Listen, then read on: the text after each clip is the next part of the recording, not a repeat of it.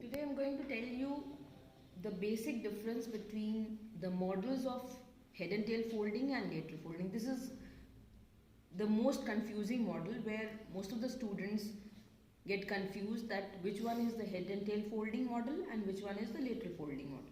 So you see here in the third week of intrauterine life, when the head and tail folding occurs, structures become, whatever is lying like this will turn upside down and will be reversed. So this model shows the head and tail folding where you can appreciate the development of GIT and the connection to the yolk sac through the vitreointestinal duct. Right, so this gut development is shown here. Then there is developing brain above and the notochord, and the septum transversum is here along with the pericardial cavity and the two heart tubes. They are lying below. Okay, this one is the allantois. See, this one is the allantois and the amniotic cavity.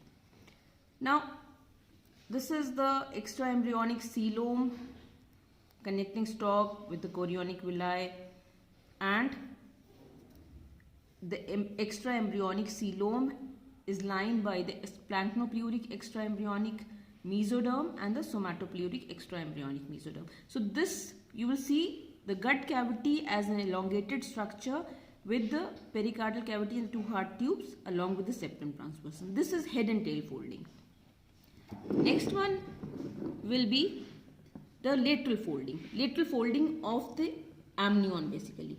So this gut cavity will appear as a smaller structure, although you will find the vitreointestinal duct connecting to the yolk sac, but the gut cavity here, you see this here in head and tail folding, it is an elongated part, but this is just a smaller thing as compared to the head and tail folding, because you have taken the section.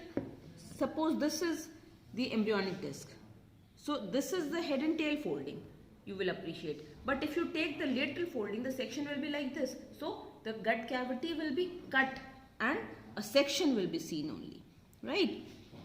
And also you will appreciate, see, this is the endodermal lining, the blue colored one, and in the ectoderm there is a depression that is responsible for the formation of neural tube. Initially the neural plate is formed and then neural groove is there, and finally the neural tube is formed. It lies just above the notochord. The central portion is the notochord, and a fishtail-like appearance on either side is the intraembryonic mesoderm. So you will be able to appreciate all three layers, that is ectoderm, mesoderm and the endoderm, in the lateral folding.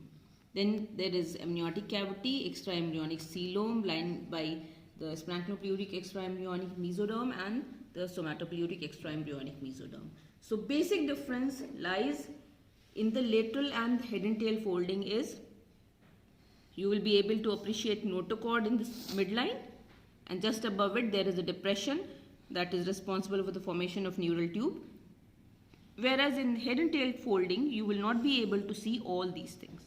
So that's all about the difference between the head and tail and the lateral folding. Thank you.